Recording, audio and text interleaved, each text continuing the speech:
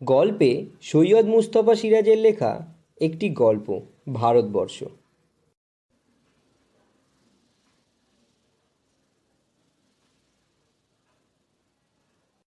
পিচের সড়ক বাঁক নিয়েছে যেখানে, সেখানেই গড়ে উঠেছে একটা ছোট্ট বাজার। পিছনে গ্রাম, ঘন বাঁশবনে ঢাকা। গ্রামে বিদ্যুৎ নেই, তাই মাঝে মাঝে বিমর্ষ সভ্যতার মুখ চোখে পড়ে। যখন কিনা কাঁচা রাস্তা ধরে সবুজ ঝোপের ফাঁকে এগিয়ে আসে কোনো যুবক বা যুবতী। পরনে যা পোশাক তা আমেদাবাদের কারখানায় তৈরি, কিন্তু বাজারে বিদ্যুৎ আছে। তিনটে চায়ের দোকান, দুটো সন্দেশের, তিনটে পোশাকের, একটা মনোহারির, দুটি মুদিখানা, আর একটা আড়ত আছে। একটা হাস্কিং মেশিন আছে, তার পিছনে ইটভাটা আছে। চারপাশে গ্রাম থেকে লোকেরা আসে। রাত 9টা অবধি জোর জমাটি ভাব থাকে, তারপর সব ফাঁকা। শুধু কিছু আলো জ্বলে, কিছু নেড়িকুত্তার ছায়া ঘোরে পিচের ওপর। মাঝে মাঝে চলে যায় ট্রাক দূরের শহরের দিকে। আবার সব চুপচাপ। বাঁকের মুখে আদ্যিকালের বটগাছে প্যাঁচার ডাকও স্তম্ভতার অন্তর্গত মনে হয়। সময়টা ছিল শীতের। বাজারের উত্তরে বিশাল মাঠ থেকে কনকনে বাতাস বয়ে আসছিল সারাক্ষণ। তারপর আকাশ ধূসর হলো মেঘে। হালকা বৃষ্টি শুরু হলো। রাঢ় বাংলার শীতে এমনিতেই খুব জাঁকালো, বৃষ্টিতে তা হলো ধারালো। ভদ্রলোকে বলে পৌষে বাতলা, ছোট লোকে বলে ডাউর, আর বৃষ্টির সঙ্গে বাতাস জোরালো হলে তারা বলে ফাঁপি। সেবার এই আবহাওয়া হয়ে পড়ল ফাঁপি। তখনও দূরের মাঠে ধান কাটা হয়নি। এই অকাল দুর্যোগে ধানের ক্ষতি হবে প্রচণ্ড, তাই লোকের মেজাজ গেল বিগড়ে। চাষাভুষো মানুষ চায়ের দোকানে আড্ডা দিতে দিতে প্রতীক্ষা করতে থাকলো রোদে ঝলমল একটা দিন, এবং মুণ্ডুপাত করতে থাকলো আল্লাহ ভগবানের। শেষ অবধি ক্ষিপ্ত কোনো যুবক চাষি চেঁচিয়ে বলে দিল, মাথার ওপর আর কোনো শালা নেই রে, কেউ নাই, কেউ নেই মাথার ওপর। তখন যা খুশি করা যায়। ক্ষিপ্ত মেজাজে কথায় কথায় তর্ক বাঁধে, মারামারির উপক্রম হয়, এবং তর্কের কোনো প্রসঙ্গ অপ্রসঙ্গ নেই, একটা কিছু পেলেই হলো। সেই দুরন্তর শীতের অকাল দুর্যোগে গ্রামের ঘরে বসে কারো সময় কাটে না। সবাই চলে আসে সভ্যতার ছোট্ট উনুনের পাশে হাত পা সেঁকে নিতে। এইটুকুই যা সুখ তখন। এবং অলস দিন কাটানোর একঘেয়েমি দূর করতেই নানান কথা আসে। বোম্বাইয়ের অভিনেতা অভিনেত্রী, কিংবা গায়ক, অথবা ইন্দিরা গান্ধী, মুখ্যমন্ত্রী, এমএলএ, নয়তো সারা বাউরি, সে সবই এসে পড়ে। জোর কথা কাটাকাটি হয়, চাওলার বিক্রিবাট্টাও বাড়ে। ধানের মরশুম, আজ না হোক কাল পয়সা পাবেই, তাই ধারের অঙ্ক বেড়েই চলে। সেই সময় এলো এক বুড়ি, থুত্থুড়ে কুঁজো ভিখিরি বুড়ি, রাক্ষুসী চেহারা, এক মাথা সাদা চুল, ছেঁড়া নোংরা একটা কাপড় পরনে, গায়ে জড়ানো তেমনি চিটচিটে তুলোর কম্বল, এক হাতে বেঁটে লাঠি। পিচের পথে ভিজতে ভিজতে দিব্যি একই তালে হেঁটে এলো। খয়া খড়বুটে, মুখে তার সুদীর্ঘ আয়ুর চিহ্ন প্রকট। তর্কের মধ্যে চায়ের দোকানে ঢুকে চা চাইল সে। তাকে দেখে সবাই তর্ক থামালো। এই দুর্যোগে কিভাবে বেঁচে বর্তে হেঁটে আসতে পারল, সেটাই সবাইকে অবাক করেছিল।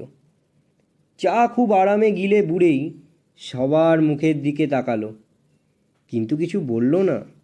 তখন একজন তাকে জিজ্ঞাসা করলো, ও বুড়ি, তুমি এলে কোত্থেকে? বুড়ি বড় মেজাজি, গজগজ করে জবাব দিল, সে কথায় তোমাদের কাজ কি বাছারা? ওরা হেসে উঠল, ওরে বাবা, ভারী তেজি দেখছি। এই বাদলায় তেজি টাট্টুর মতন বেরিয়ে পড়েছি। বুড়ি খেপে গেল, তোমাদের কর্তা বাবা টাট্টু, খবরদার অকথা কুকথা বলো না। আমি যেখান থেকেই আসি, লোকের কি?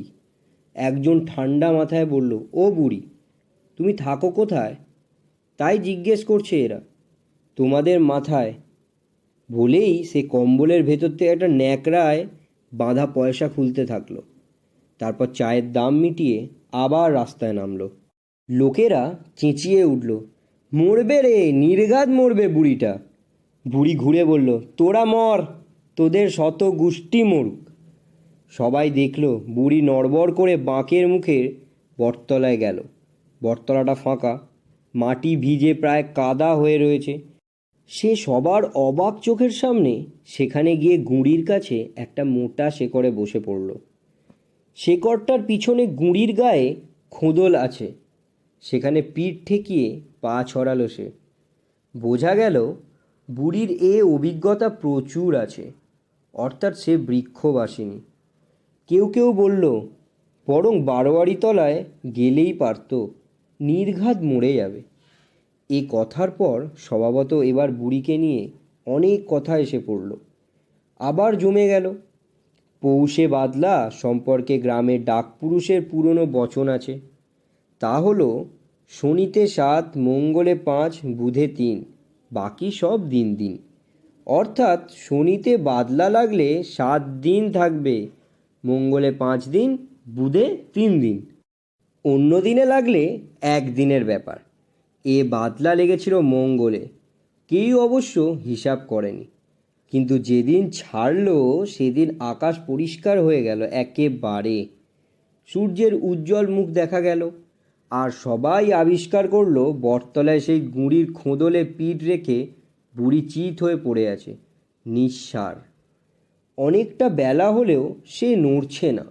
দেখে চাওলা জগা বলল, নির্ঘাত মরে গেছে বুড়িটা।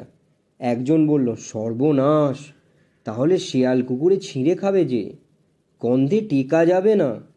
একজন দুজন করে ভিড় বাড়তে থাকলো। কেউ কেউ বুড়ির কপাল ছুঁয়ে দেখল, প্রচণ্ড ঠান্ডা। একজন নাড়িয়েও দেখল, কোনো স্পন্দন নেই। অতএব মরাই বটে। চৌকিদারকে খবর দেওয়া হলো। সে এসে বলল, থানায় খবর দিয়ে কি হবে, ফাঁপিতে এক ভিখিরি পটল তুলেছে, তার আবার থানা পুলিশ। 5 কোষ দূরে থানায় খবর দাও, তারপর ওনারা আস্তে আস্তে রাত দুপুর। ততক্ষণে গন্ধ ছুটবে। কবে মরেছে হিসাব আছে নাকি? দেখছো না ফুলে ঢোল হয়েছে কেমন? তাহলে কি করব চৌকিদারদা? লদিতে ফেলে দিয়ে এসো, ঠিক গতি হয়ে যাবে যা হবার। বিজ্ঞ চৌকিদারের পরামর্শ মানা হলো। মাঠ পেরিয়ে 2 মাইল দূরে নদী, এখন শুকনো। সেখানে চড়ায় ফেলে দিয়ে এলো কজন মিলে। বাঁশের চ্যাংদোলায় ঝোলানো হয়েছিল, সেটাও ফেলে দিয়ে এলো ওরা। বুড়ির শরীর উজ্জ্বল রোদে তপ্ত বালিতে চিত হয়ে পড়ে রইল। ফিরে এসে সবাই দিগন্তে চোখ রাখল, ঝাঁকে ঝাঁকে কখন শকুন নামবে। হঠাৎ বিকেলে এক অদ্ভুত দৃশ্য দেখা গেল। মাঠ পেরিয়ে একটা চ্যাংদোলা আসছে। সেটা যখন বাজারে পৌঁছালো তখন জানা গেল ব্যাপারটা। সেই বুড়ির মরাটাই তুলে নিয়ে আসছে মুসলমান পাড়ার লোকেরা। আরবি মন্ত্র পড়ছে ওরা, মাথায় টুপিও পড়েছে কেউ কেউ। যারা ফেলে দিয়ে এসেছিল তারা হিন্দু। তারা অবাক হয়ে এবং রেগে গিয়ে জানতে চাইল কী ব্যাপার।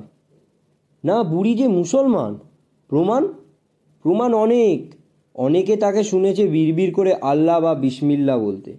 এমনকি গাঁয়ের মোল্লা সাহেব অকাঠ্য শপথ করে বললেন, আজ ফজরে, ভোরের নামাজের সময়।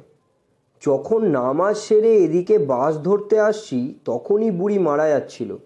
ওকে স্পষ্ট কলমা পড়তে শুনলাম। তা কে জানে বুড়ি মরছে। আমি যাচ্ছি শহরে, মামলার দিন, তাই দেখা হলো না ব্যাপারটা। ফিরে এসে শুনি ওকে নদীতে ফেলে দিয়েছে। তোবা তোবা, তা কি হয় আমরা বেঁচে থাকতে? তাই কবরে দেবার ব্যবস্থা করলাম। গাঁয়ের ভট্টাচার্যমশাই সবে বাস থেকে নেমেছেন। উঁকি মেরে সব দেখে শুনে বললেন, অসম্ভব। আমিও তো মোল্লার সঙ্গে একই বাসে আজ শহরে গিয়েছিলুম। আমি স্পষ্ট শুনেছি বুড়ি বলছিল শ্রীহরি শ্রীহরি শ্রীহরি। তার সপক্ষে অনেক প্রমাণ জুটে গেল। নকরি নাপিত দিব্যি করে বলল, কাল আমি কামাতে বসবো বলে বটতলা এসেছিলাম। দেখলাম বসা যাবে না।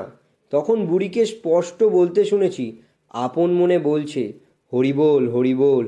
ভুল শুনেছ, ফজলু শেখ বলল। আমি সকর্ণে শুনেছি, বুড়ি লাইল্লাহা ইল্লাল বলছে। নিবারণ বাগদি রাগী লোক, একসময় দাগই ডাকাত ছিল। চেঁচিয়ে উঠল, মিথ্যে! করিম ফরাজি এখন খুব নামাজ পড়ে এবং বান্দা মানুষ।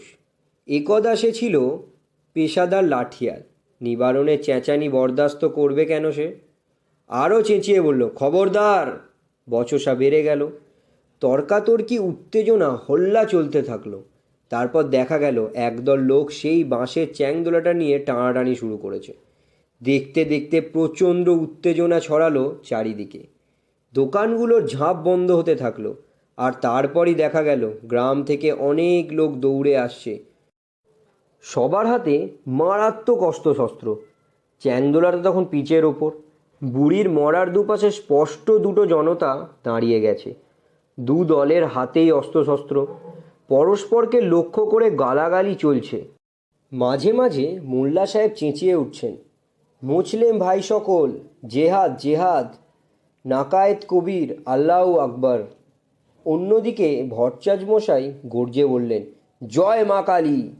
জবন নিধনে অবতীর্ণ হও মা! জয় মা কালী কি জয়! ধুন্দুমার গর্জন প্রতিগর্জন, এবং দেখা গেল বিপন্ন আইনরক্ষক বেচারা নীল উর্দি পরা চৌকিদার তার লাঠিকে উঁচিয়ে মাঝখানে দাঁড়িয়ে আছে এবং দু পক্ষকেই কিছু বলার চেষ্টা করছে। যখনই মুসলিম পক্ষ এক পা এগিয়ে আসে, সে মরিয়া হয়ে লাঠিটা পিছে ঠুকে গর্জায়, সাবধান! আবার হিন্দু পক্ষ এগোলে সে একইভাবে সেদিকে লাঠি ঠুকে চেঁচায়, খবরদার! কতক্ষণ সে এই মারমুখী জনতাকে ঠেকিয়ে রাখতে পারত কে জানে। সে এবার পর্যায়ক্রমে পাগলের মতো দুদিকে একবার করে পিছে লাঠি ঠুকতে শুরু করলো। খট খট খট খট শব্দে কাঁপতে থাকলো। তারপরই দেখা গেল এক অদ্ভুত দৃশ্য। বুড়ির মড়াটা নড়ছে, নড়তে নড়তে উঠে বসার চেষ্টা করছে। দুদিকে সশস্ত্র জনতা ফ্যাল ফ্যাল করে তাকিয়ে আছে। চৌকিদার হাঁ করে দেখছে। তারপর বুড়ি উঠল, উঠে দুদিকে তাকালো, ভিড় দুটোকে দেখল। মুখটা বিকৃত হয়ে গেল। সেই বিকৃত মুখে ফ্যাক ফ্যাক করে হেসে উঠল সে। চৌকিদার এতক্ষণে মুখ খুলে বলল, বুড়িমা, তুমি মরনি? মর, তুই মর, তোর শত গোষ্ঠী মরুক। দুদিকের ভিড়ও চেঁচিয়ে উঠল, বুড়ি, তুমি মরনি? তোরা মর, তোরা মর, মুখ পোড়ারা! বুড়ি, তুমি হিন্দু না মুসলমান? বুড়ি খেপে গিয়ে বলল, চোখের মাথা খেয়েছিস মিনসেরা? দেখতে পাচ্ছিস নে? ওরে নরখেকোড়া, ওরে শুকুন চোখোরা, আমি কি তা দেখতে পাচ্ছিস নে? চোখ গেলে দেব, যা যা পালা! বলে সে নড়বড় করে রাস্তা ধরে চলতে থাকলো। ভিড় সরে তাকে পথ দিল। শেষ রোদের আলো এসে দূরের দিকে ক্রমশ আবছা হয়ে গেল।